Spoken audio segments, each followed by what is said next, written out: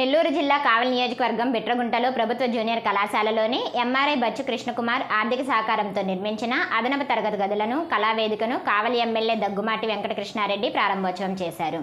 ముందుగా స్థానిక నాయకులు, కార్యకర్తలు కప్పరాల తిప్ప సెంటర్ నుండి బైక్ ర్యాలీ చేపట్టి స్వాగతం పలికారు. ప్రభుత్వ జూనియర్ కళాశాలలోని సరస్వతి విగ్రహానికి పూలమాల వేసి కళావేదిక శిలాఫలకాన్ని ఆవిష్కరించి తరగతి గదులను రిబ్బన్ కట్ చేసి ప్రారంభించారు. అనంతరం విశ్వనాథరావుపేటలోని బాలికల జిల్లా పరిషత్ హైస్కూల్లోను కృష్ణకుమార్ ఆర్థిక సహకారంలో నిర్మించి 2 అదనపు తరగతి గదులను కళావేదికను ఆయన ప్రారంభోత్సవం చేశారు. పాఠశాల ఆవరణలో మొక్కలను నాటారు. పాఠశాలలో పలు విభాగాల్లో టాపర్స్గా నిలిచిన వారికి ఎమ్మెల్యే మెడల్స్, షీల్డ్స్ అందజేశారు. అనంతరం ఎమ్మెల్యే మాట్లాడుతూ విద్యార్థులు ఇష్టపడి చదవాలని, ఉన్నత శిఖరాలను ఆరోధించాలని అన్నారు.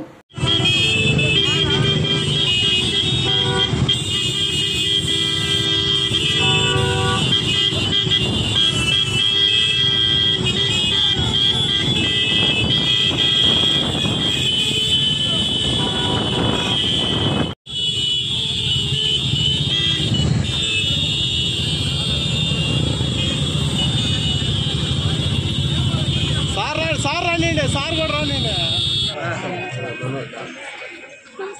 సార్ రండి.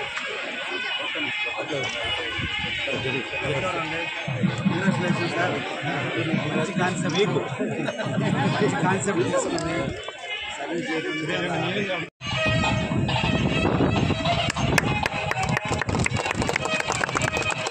ఓకే.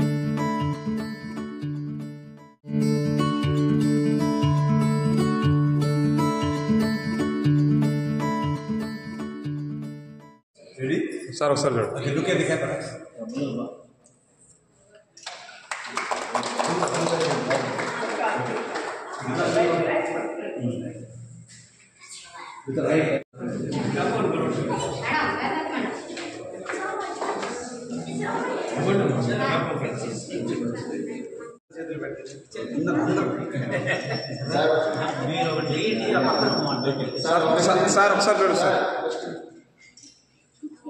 ఓకే.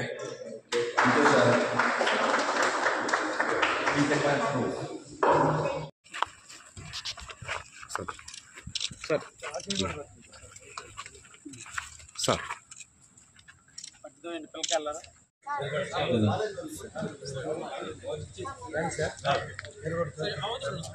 సార్ ఒకసారి గౌరవ శాసనసభ్యులు గారు సభ వేదిక మీదకి వచ్చున్నారు.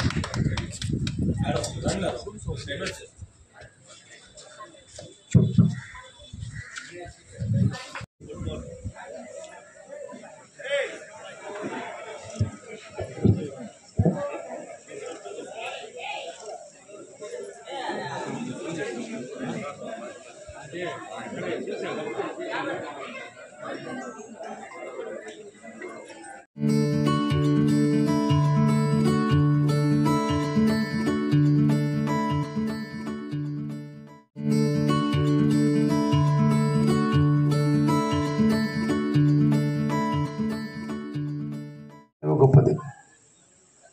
దేవుడు మనకు జన్మనిచ్చే నాడే ఉన్నతమైన జన్మ మానవ జన్మ.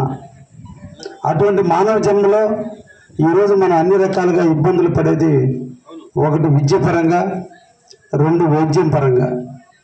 ఈ రెండుని సమపాలలో ఆలోచించి మంచి విద్యార్థులను కానీ సమాజానికి అందించగలిగితే, మంచి పౌరులుగా తీర్చిదిద్దగలిగితే వాళ్ళు వాళ్ళ రిటైర్మెంట్ వయసు కావచ్చు, లేదంటే వాళ్ళు చనిపోయే లోపల కొన్ని వందల మంచి సేవా కార్యక్రమాలు చేయాలంటే ఇప్పుడు బీజాలు నాటుకోవాల్సిన వయసు ఈ వయసు. అటువంటి వాళ్ళకి మౌలిక సదుపాయాలు కల్పించాలి, మానవ విలువలు తెలియజేయాలి. ఈ టైంలో ఆ పిల్లల హృదయాల్లో సేవ అంటే ఇది కదా అనే ఆలోచన వచ్చినాడు. రేపు వీళ్ళని రోల్ మోడల్గా తీసుకుని వాళ్ళు కూడా ఎదుగుతారు. ఎదిగినాడు వాళ్ళు కూడా ఇదే గ్రామానికి ఇదే సమాజానికి కొంత సేవ చేస్తారన్నటువంటి ఒక ఇన్స్పిరేషన్ కలిగించే ఉద్దేశంతో కావచ్చు, లేదంటే విద్యార్థులందరూ కూడా అన్ని సౌకర్యాలు ఏర్పరిస్తే ఈ ప్రాంతంలోని విద్యార్థులు చదువుకుంటారన్న ఆలోచనతో కావచ్చు, ఒక మంచి కార్యక్రమంగా తీసుకుని స్కూల్ పిల్లలకి బిల్డింగ్లు కట్టించినటువంటి అమర బచ్చు గారికి వాళ్ళ ఆత్మశాంతి చేకూరాలని వాళ్ళ కుటుంబ సభ్యుల్ని మరొకసారి అభినందిస్తూ, మంచి కార్యక్రమంలో నేను లెక్చరర్గా పనిచేసి మొట్టమొదటి ఎమ్మెల్యే హోదాలో ఒక కాలేజీ ప్రాంగణానికి సరస్వతి నిలయానికి నన్ను ఆహ్వానించినందుకు ఇక్కడ ఉన్నటువంటి నిర్వాహకులందరూ కూడా ధన్యవాదాలు తెలియజేస్తూ,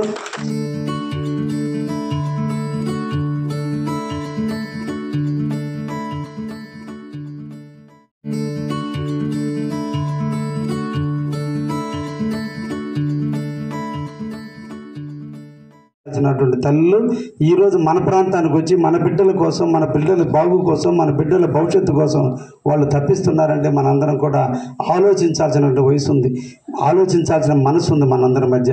తప్పకుండా మన బిడ్డలను కూడా ప్రభుత్వ కళాశాలలకు పంపించండి. వాళ్ళకి మన అందరం కూడా అన్ని విధాల సహాయ సహకారాలు అందిద్దాం. మన ఊరిని మనం బాగుపరుచుకోవడానికి ఎక్కడి నుంచో వచ్చిన వాళ్ళు అంత బాధపడుతూ ఆవేదనతో మన ముందు ఎక్స్ప్రెస్ చేస్తున్నారు అంటే మనం కూడా ఆలోచించాల్సిన అవసరం ఉంది. ఒక్కటి ఆలోచించండి, ఈ భారతదేశ చరిత్రలో ఐఏఎస్, ఐపీఎస్, ఐఎఫ్ఎస్, ఐఆర్ఎస్ అయినటువంటి ప్రతి ఒక్కడు కూడా ఈ రోజు కూడా ఈది దీపాల కింద చదువుకున్న పిల్లలే ఇప్పుడు కూడా ఐఏఎస్లు అవుతున్నారు. ధనవంతుల పిల్లలు ఐఏఎస్, ఐపీఎస్ల పిల్లలు మళ్ళీ ఐఏఎస్లు కావటం లేదు.